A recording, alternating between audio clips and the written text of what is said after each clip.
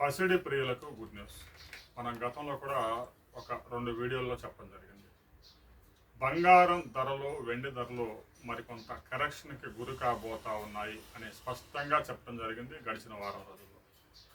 చెప్పినట్లుగానే బంగారం ధరలు గరిష్ట స్థాయిల నుంచి 30% దాకా దిగొచ్చాయి.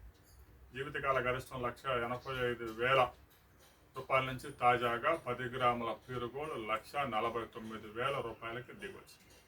ఆర్నమెంట్ గోల్డ్ 22 క్యారెట్స్ 1,34,000కి తగ్గింది. ఇక వెండి కూడా గరిష్ట స్థాయిల నుంచి 45% వరకు దిగొచ్చింది. తాజాగా కేజీ వెండి 10,000 రూపాయలు తగ్గి తాజాగా 2,33,000 రూపాయలకి దిగొచ్చింది.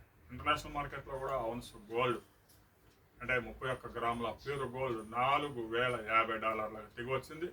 మరికొంత కరెక్షన్ గురైన తర్వాత బంగారం వెండి ధరలు మరొకసారి పెరిగే అవకాశం ఉంది. మరికొంత తగ్గితే కొనుగోలు చేయాలని చాలామంది వెయిట్ చేస్తూ ఉన్నారు.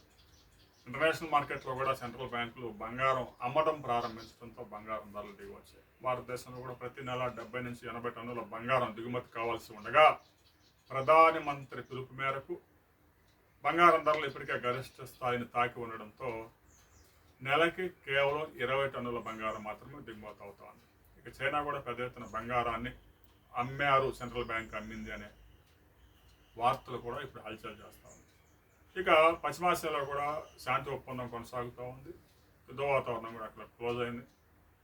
హార్ముజ్ జలసంధి కూడా ఓపెన్ అయింది కాబట్టి స్టాక్ మార్కెట్లో ఊపొచ్చి బంగారం సెల్లింగ్కి వెళ్ళే అవకాశం ఉంది కాబట్టి మరికొంత తగ్గి ఆ తర్వాత బంగారానికి పెద్ద ఎత్తున సపోర్ట్ లభించే అవకాశం ఉంది. అయితే చాలామంది అడుగుతూ ఉన్నారు, బంగారం 10 గ్రాములు ₹1,00,000 దిగి వస్తుందా, 50,000కి వస్తుందా అని అడుగుతూ ఉన్నారు. అలాంటి అవకాశాలు లేవు.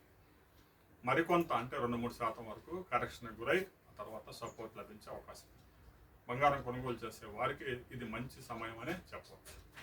దీనికి సంబంధించి వరల్డ్ గోల్డ్ కౌన్సిల్ కూడా ఒక మంచి రిపోర్ట్ రిలీజ్ చేయబోతా ఉంది ఈరోజు. ఆ తర్వాత మరిన్ని వివరాలతో మరో వీడియోలో మనం కలుసుకుందాం.